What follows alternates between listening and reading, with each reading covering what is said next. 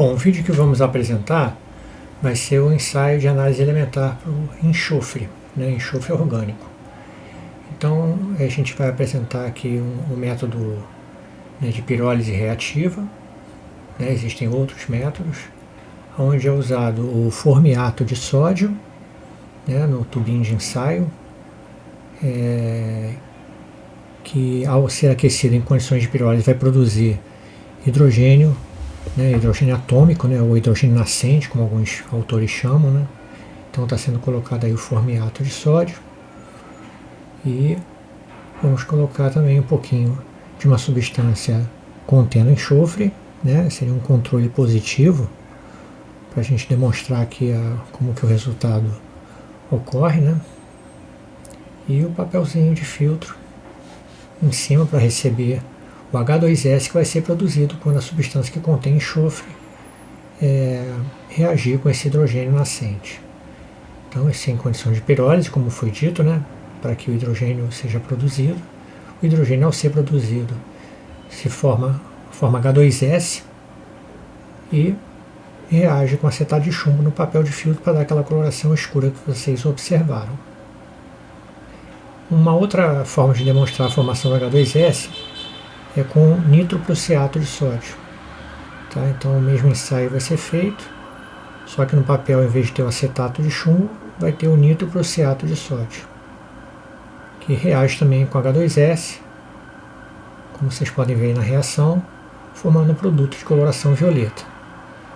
Essa coloração violeta, ela se forma, ela pode ser facilmente observada, mas depois que ela é retirada dos vapores de H2S, rapidamente essa coloração violeta vai desaparecendo. Então, ao contrário da reação anterior, que o acetato de chumbo leva à formação de sulfeto de chumbo e a coloração escura permanece, a coloração violeta, como vocês podem ver aí, já vai sumindo gradativamente. Se você colocar em contato com H2S, a coloração violeta volta a aparecer, e se você retira dos vapores de H2S, essa coloração vai desaparecendo. É importante também fazer reações de controle, porque o hidrogênio atômico é uma espécie altamente reativa e pode reagir com compostos orgânicos para a formação de alcatrão, que tem uma coloração castanha. Então, para fazer esse controle de alcatrão, no papel, a gente, em vez de colocar acetato de chumbo ou nitroprussiato, a gente coloca água.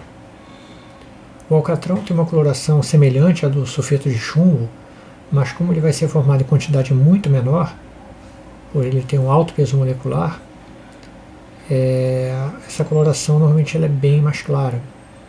Então, por contraste, comparando o resultado positivo obtido com acetato de chumbo com esse que é feito com a água, a gente vê um castanho bem clarinho, mas muito diferente da coloração castanho escura que foi formado no papel contendo acetato de chumbo com a formação do sulfeto de chumbo.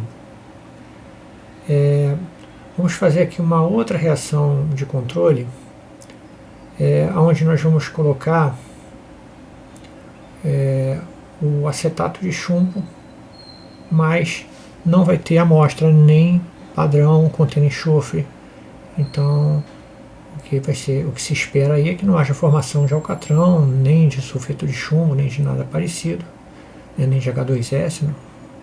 Então, o papel, o esperado é que esse papel continue com a sua coloração original branca. Então, é colocado acetato de chumbo no papel, como no ensaio de controle positivo, mas não é colocado substância orgânica contendo enxofre, apenas os reagentes de análise, ou seja, o formiato no tubo de ensaio e o acetato de chumbo no papel. E aqui, a reação sendo realizada. A gente deu uma acelerada aqui no vídeo para poder não estender muito o tamanho do vídeo, como a gente costuma fazer, E vamos observar aí, que o papel permanece branco. E finalmente, então, os resultados. Aqui à direita, resultado positivo usando acetato de chumbo, o controle de alcatrão, bem diferente do resultado positivo, né? O castanho bem clarinho quando comparado com o positivo, com a formação do sulfeto de chumbo. Aqui abaixo, o teste em branco, usando acetato de chumbo no papel, mas no tubo nenhuma substância contendo enxofre. E à esquerda, com nitroprussiato, a coloração violácea que já sumiu, ficando apenas o papel levemente manchado.